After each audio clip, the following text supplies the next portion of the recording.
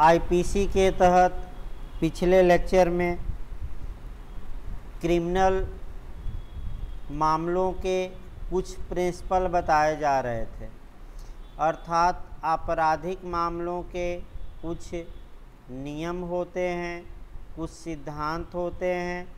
उन्हीं सिद्धांतों का वर्णन किया जा रहा था। इन सिद्धांतों में से पहले तो केवल प्री से क्वेश्चन बनता था, लेकिन वर्तमान समय में इससे मेंस में भी क्वेश्चन बन रहा है। पहला हमने सिद्धांत बताया था निर्दोषता की उपधारणा, यानी कि प्रिजम्पशन ऑफ इनोसेंस, यानी कि इसको हमने पिछले लेक्चर में डिटेल में बताया था।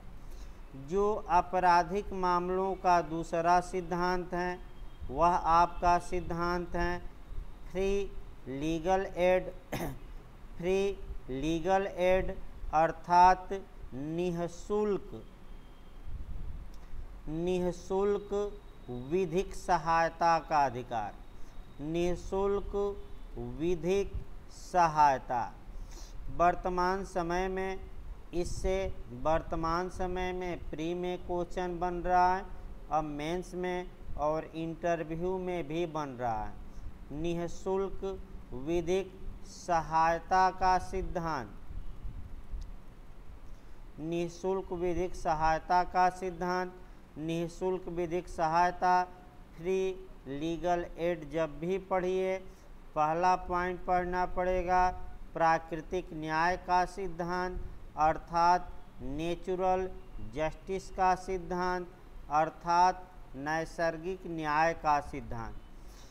फिर संविधान का अनुच्छेद 39A हम पढ़ेंगे। फिर संविधान का आर्टिकल 21 पढ़ना है और H.M. हास्कट का केस पढ़ना है। आपका H.M. हास्कट का केस पढ़ना है। ये केस भी कई जगह पूछा गया है। जहाँ तक CRPC की बात है, CRPC में 2 धाराएं पढ़ना है, आपका 303 और आपका 304। और संविधान में एक और अनुच्छेद पढ़ना है 22 का क्लाज 1 हम बताएंगे। और अंत में एक कानून पढ़ना पड़ेगा विधिक सेवा प्राधिकरण अधिनियम। विधिक सेवा प्राधिकरण अधिनियम पढ़ना पड़ेगा 1987। आइए एक एक करके उठाया जाए। आपका पहले प्राकृतिक न्याय देखा जाए। प्राकृतिक न्याय का यह सिद्धांत है कि आडि अल्ट्रम परटम अर्थात दूसरे पक्षकार को भी सुना जाए। इसका मतलब ये हुआ कि बिना विपक्षी को सुने, बिना दूसरे पक्षकार को सुने न्यायालय कोई निर्णय न दे तो आपका आपराधिक मामलों में अभियुक्त दूसरा पक्षकार होता है। अतः प्राकृतिक न्याय के अनुसार अभियुक्त की बातों को भी सुना जाना चाहिए।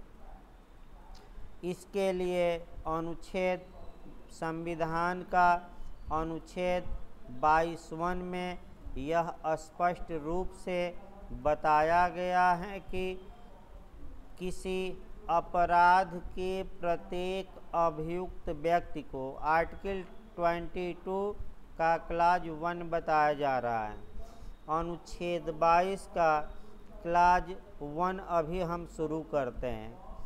अनुच्छेद 22 का क्लाज 1 ये बताता है कि किसी अपराध के प्रत्येक अभियुक्त व्यक्ति को अपने मनपसंद के अधिवक्ता से अपना बचाव कराने का, अपना डिफेंस कराने का, अपनी प्रतिरक्षा कराने का अधिकार होगा। इसका मतलब ये हुआ कि प्रत्येक अभियुक्त अपने मनपसंद अधिवक्ता से अपना बचाव करा सकता है। इसका वर्णन आर्टिकल 22(1) में किया गया है। अब समस्या ये उत्पन्न हुई, यही सेम प्रावधान आपका तुरंत सीआरपीसी में देखना है 303। पिछली बार यूपीजे में ये क्वेश्चन आया भी था। सीआरपीसी की धारा 303 सेम प्रावधान करती हैं। ये बताती हैं कि अपराध के प्रत्येक अभियुक्त को अपने मनपसंद के अधिवक्ता से अपना डिफेंस या बचाव कराने का हक होगा, राइट होगा। ये अभियुक्त का मूल अधिकार भी हैं और स्टैट्यूटरी राइट दिया गया है सीआरपीसी की धारा 303 के तहत। आइए अगला देखा जाए। देखिए आपका अब समस्या ये आएगी कि यदि अभियुक्त के पास अधिवक्ता नहीं है तो क्या अभियुक्त को बिना सुनवाई का मौका दिए ही उसे दंडित किया जाएगा? इस बिंदु पर अब आइए।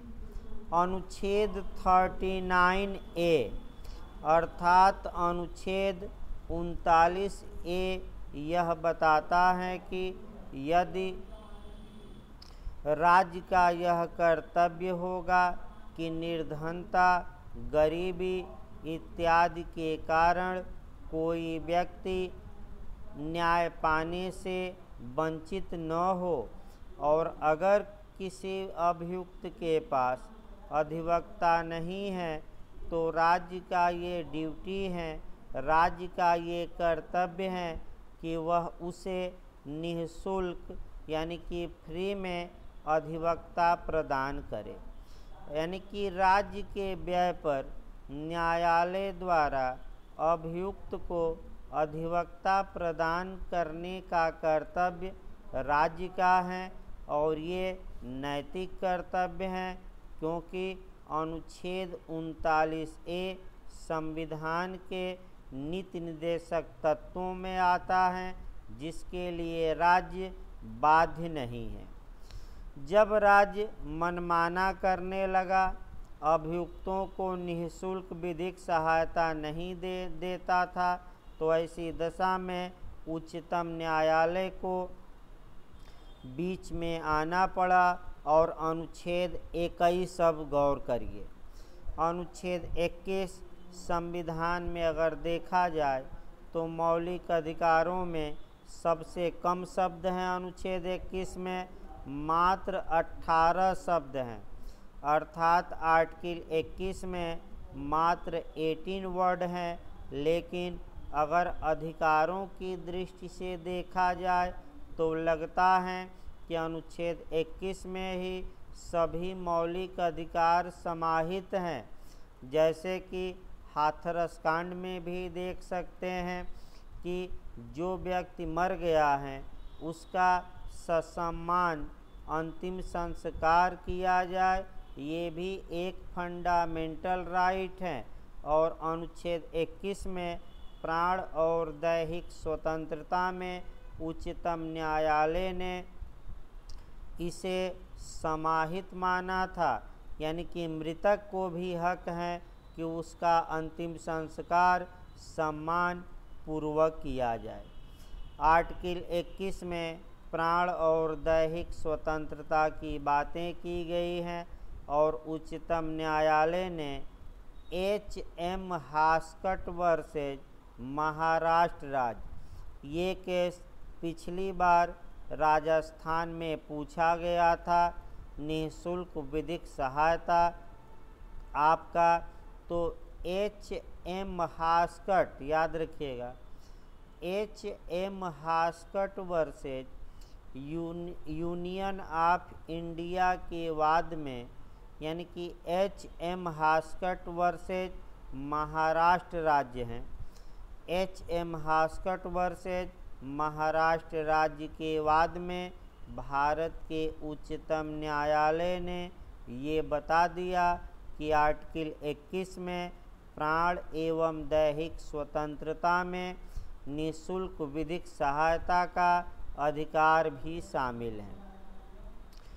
आपका सीआरपीसी की धारा 304 में भी फ्री लीगल एड की बात की गई है, अर्थात निःशुल्क विधिक सहायता की बात की गई है। लेकिन यहाँ दायरा आपका सीमित रखा गया है।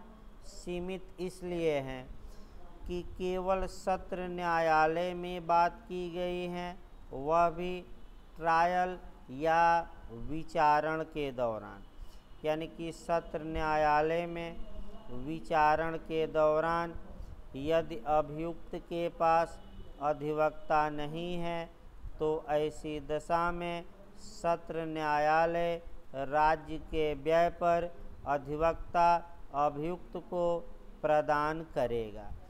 ये फ्री लीगल एड खूब पूछा जाता है, ये 304 में दिया गया है। अब आइए, जब उच्चतम न्यायालय ने हास्कट के केस में निःशुल्क विधिक सहायता को आर्टिकल 21 के तहत मूल अधिकार मान लिया, तब संसद ने अर्थात हमारे पार्लियामेंट ने 1987 ईस्वी में कानून बनाया।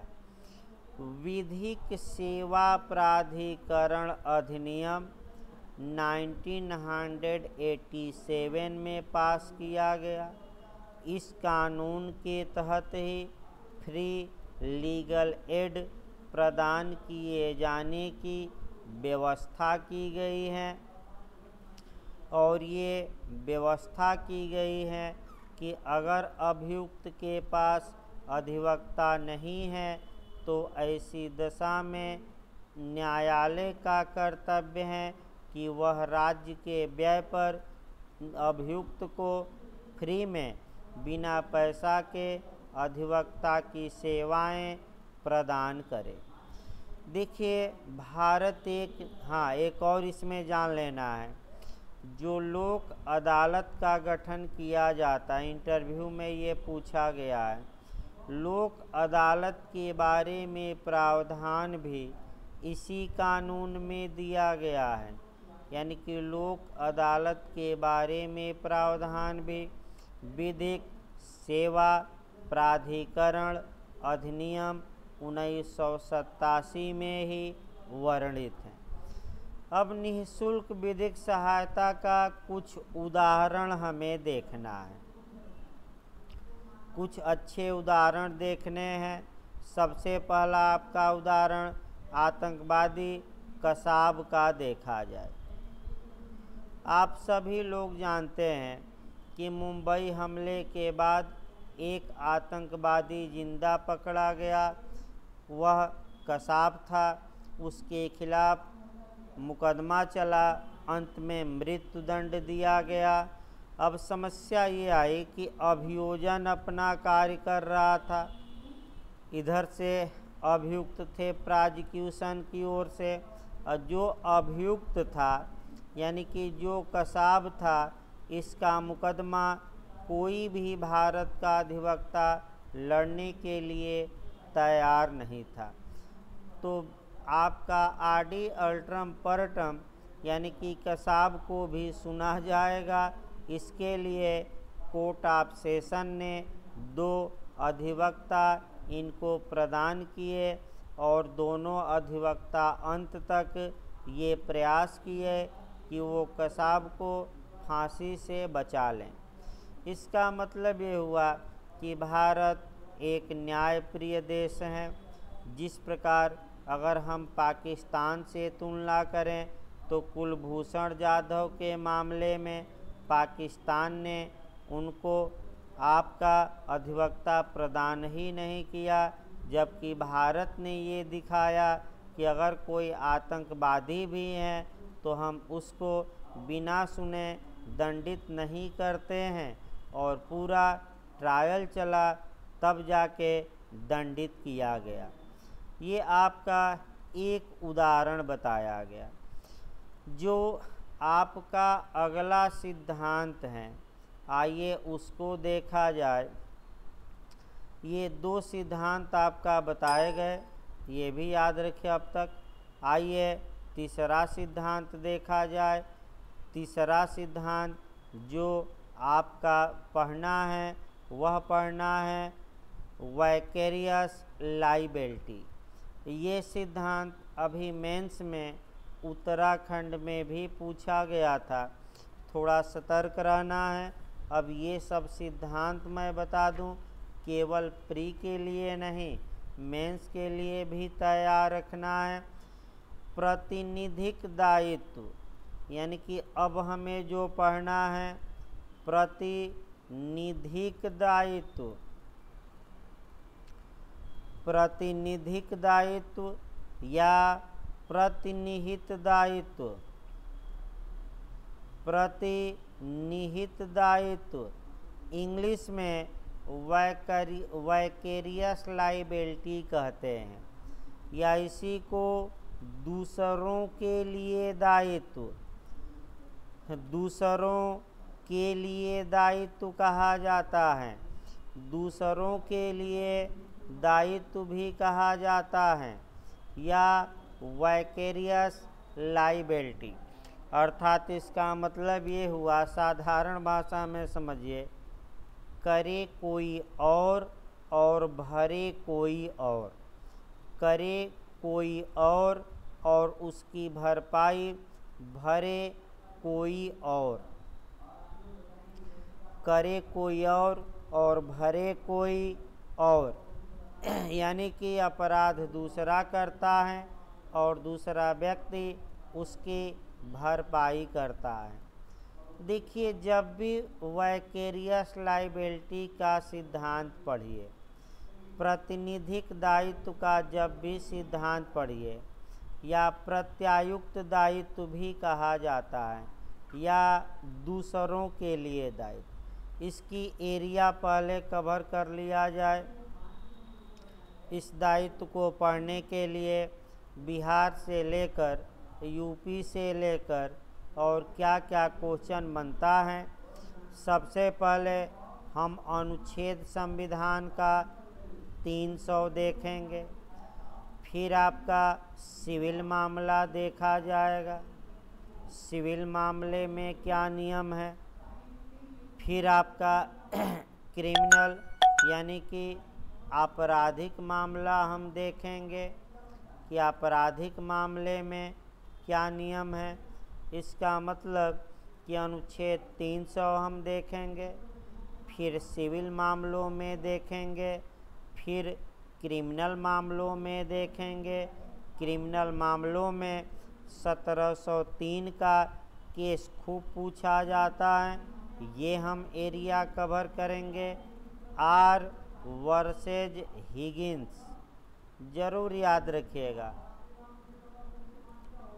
ये केस खूब पूछा जाता है।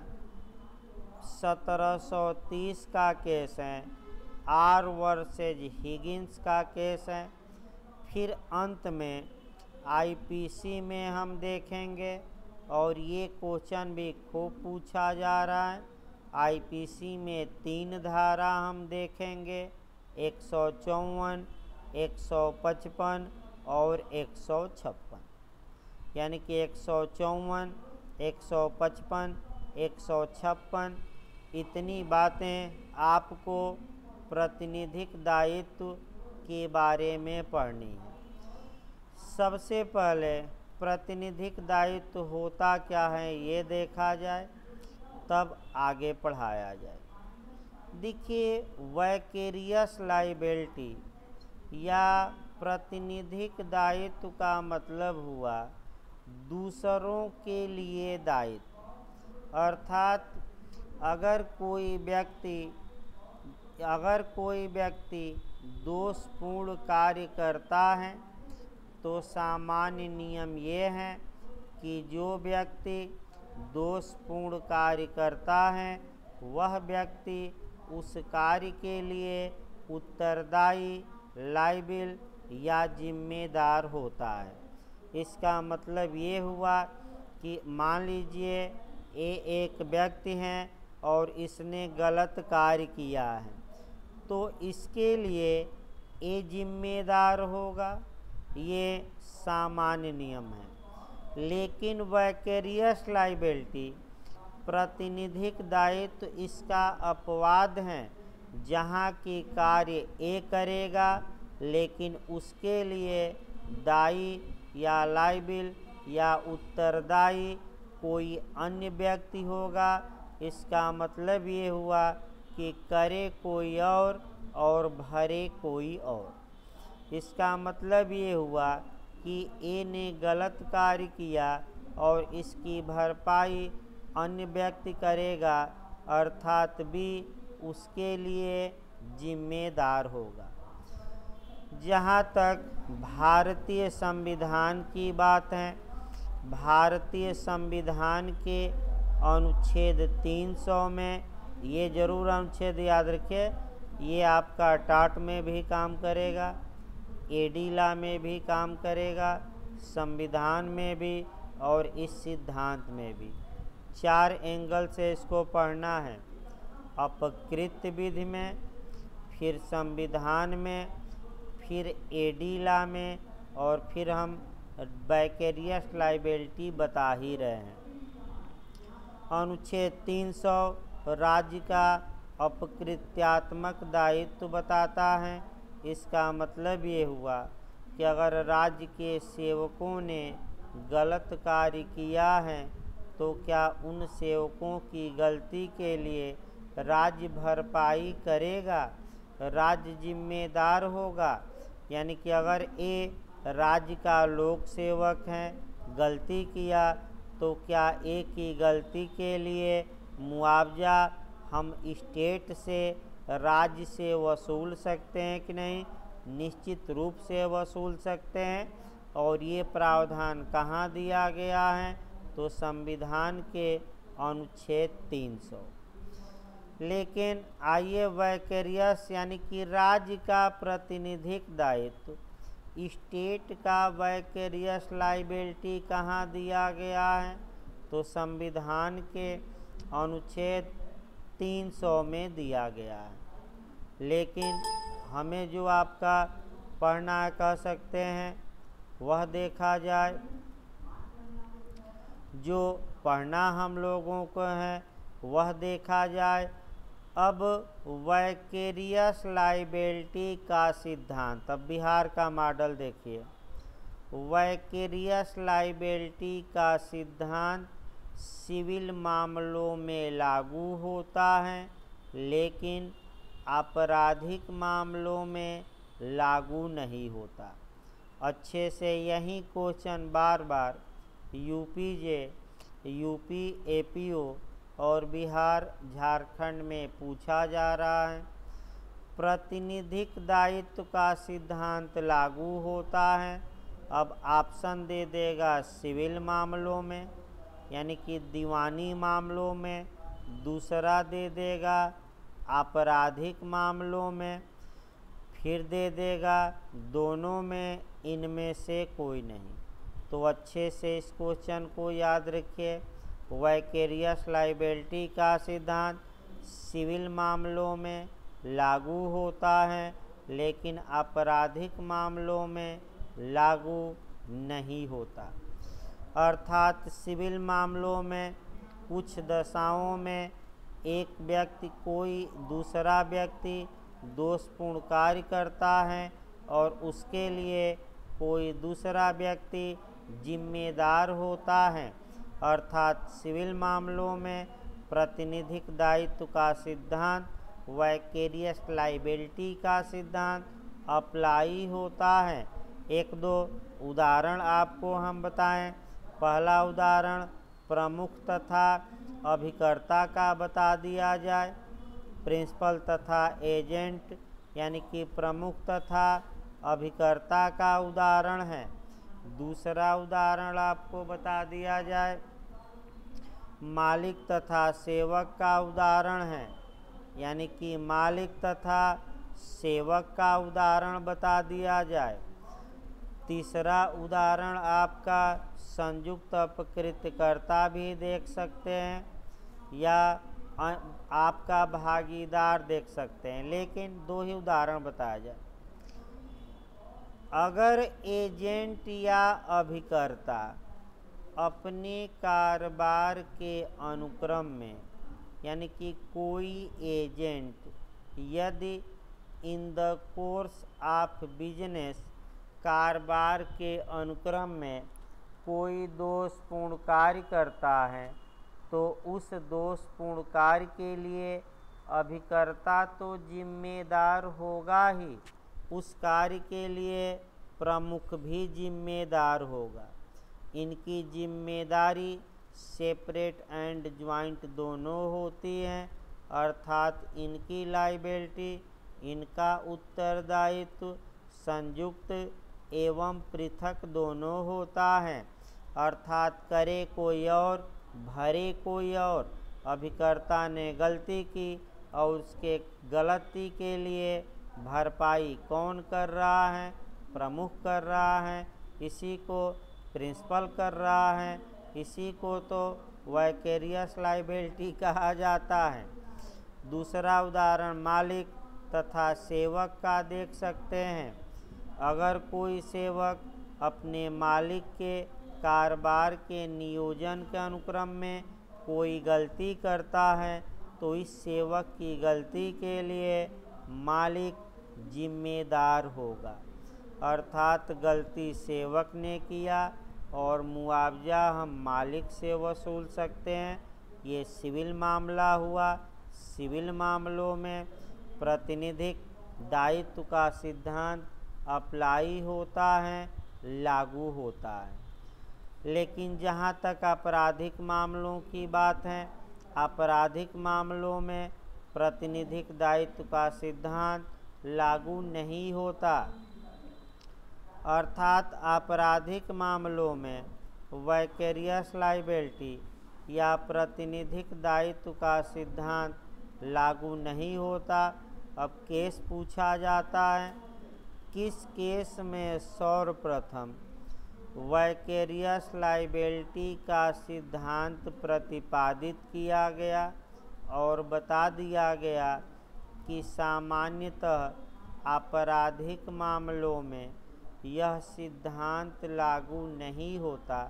तो वह 1730 का केस याद रखना है। आर वर्सेज हिगिंस का केस याद रखना है।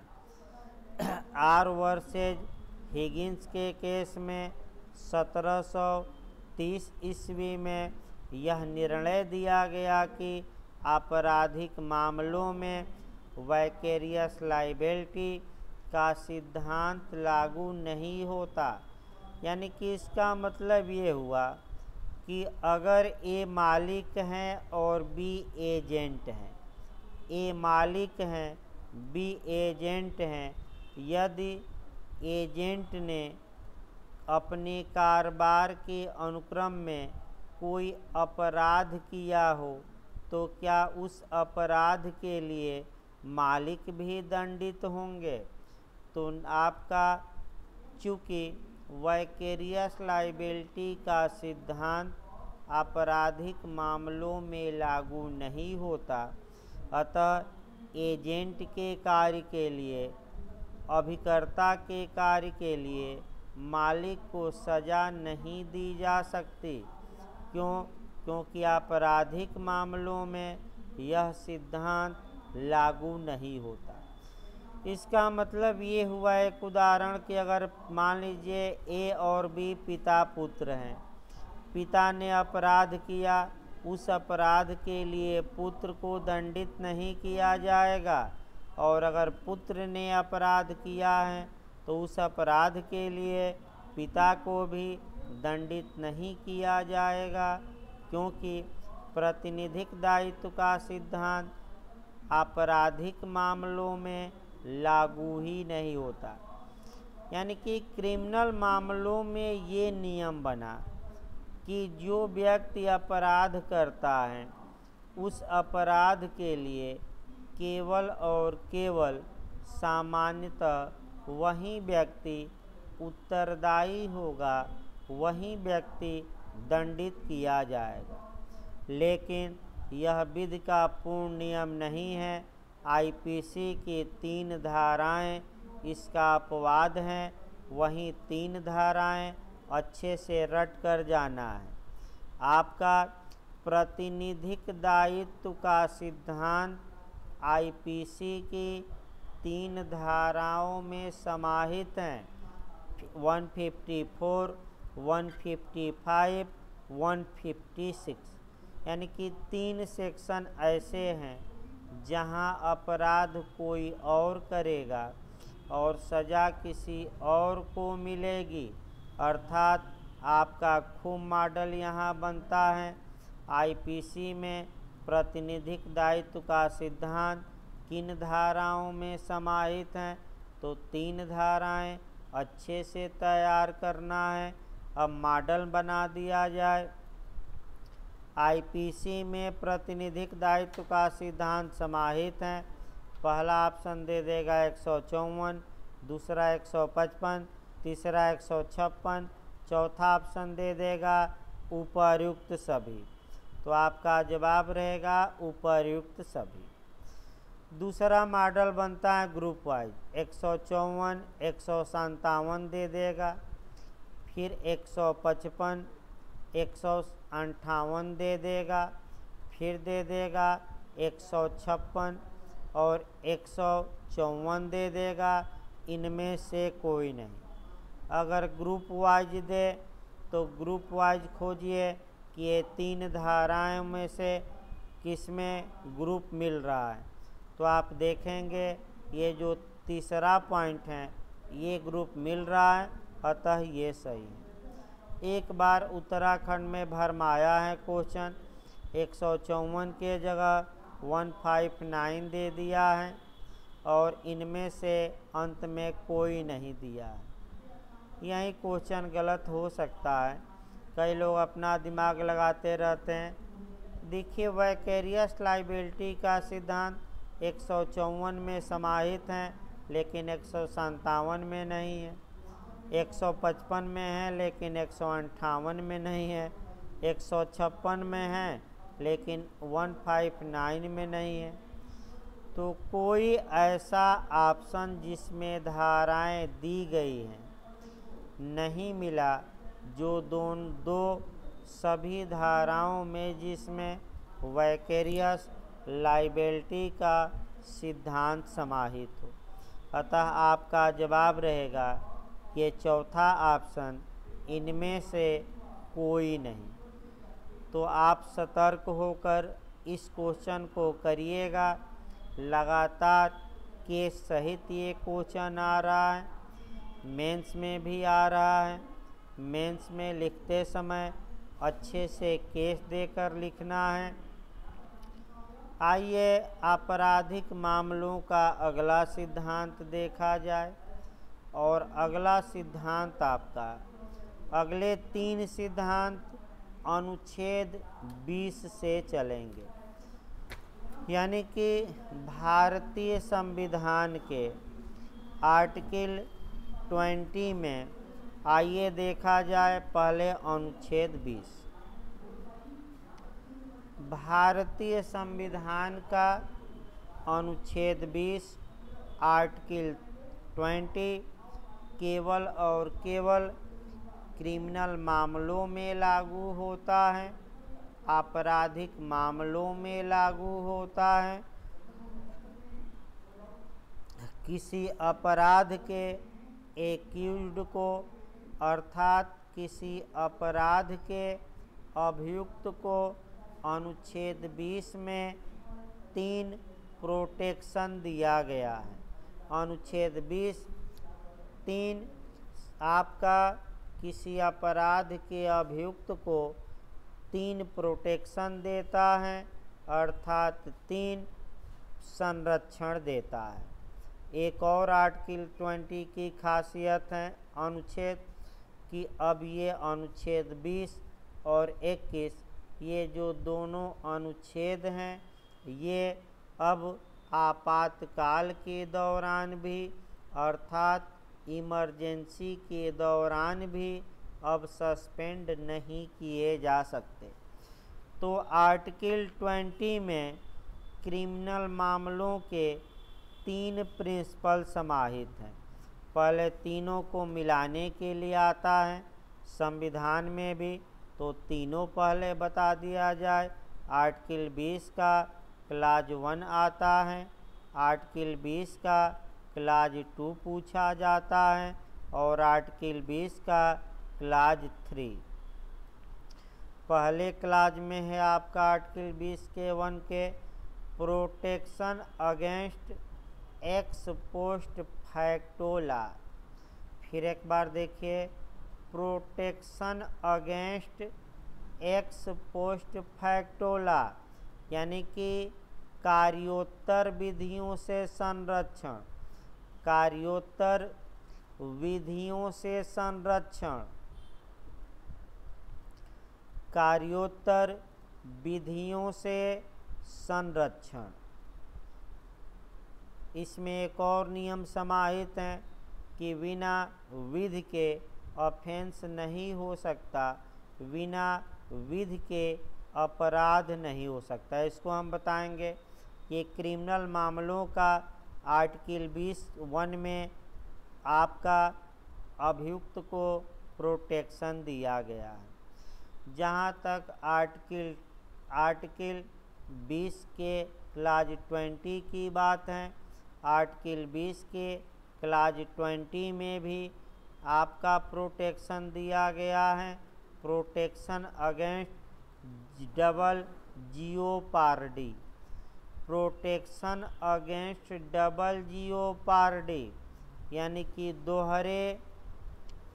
दोहरे दंड से संरक्षण, दोहरे दंड से संरक्षण या दोहरे जोखिम से संरक्षण, दोहरे जोखिम से संरक्षण या दोहरे कह सकते हैं कि दोहरे दंड से संरक्षण, दोहरे जोखिम से संरक्षण या आप कह सकते हैं प्रोटेक्शन अगेंस्ट डबल जियोपार्डी यानी कि किसी अपराध के अभियुक्त व्यक्ति को एक ही अपराध के लिए एक से अधिक बार अभियोजित और दंडित नहीं किया जाएगा। इसको दोहरे संकट से भी संरक्षण कहते हैं। दोहरे संकट से संरक्षण कहिए यानी कि 2 बार किसी को संकट में अभियुक्त को नहीं डाला जाएगा। ये भी आपराधिक मामलों का अच्छा सिद्धांत है। और तीसरा सिद्धांत आपका है आपराधिक मामलों का protection against self incrimination, protection against self incrimination यानी कि आत्म अभिशंसन का सिद्धांत, आत्म अभिशंसन का सिद्धांत, आत्म अभिशंसन से संरक्षण या आत्म अपराध रोपण से संरक्षण, आत्म अपराध रोपण से संरक्षण, रोपण से संरक्षण यानी कि किसी भी व्यक्ति किसी भी अपराध के अभियुक्त व्यक्ति को अपने ही विरुद्ध साक्ष्य देने के लिए बाध्य विवश मजबूर नहीं किया जाएगा। 3 ये क्रिमिनल मामलों के प्रिंसिपल हैं और इन्हीं प्रिंसिपलों को डिटेल में हमें देखना है।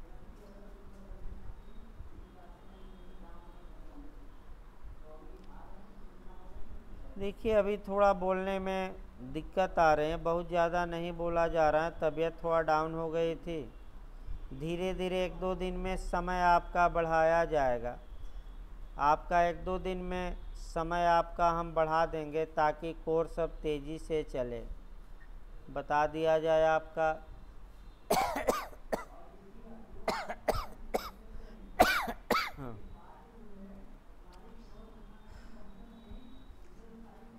तो धन्यवाद। आज इतना ही क्लास चलेगा, अगला क्लास आपका कल चलेगा।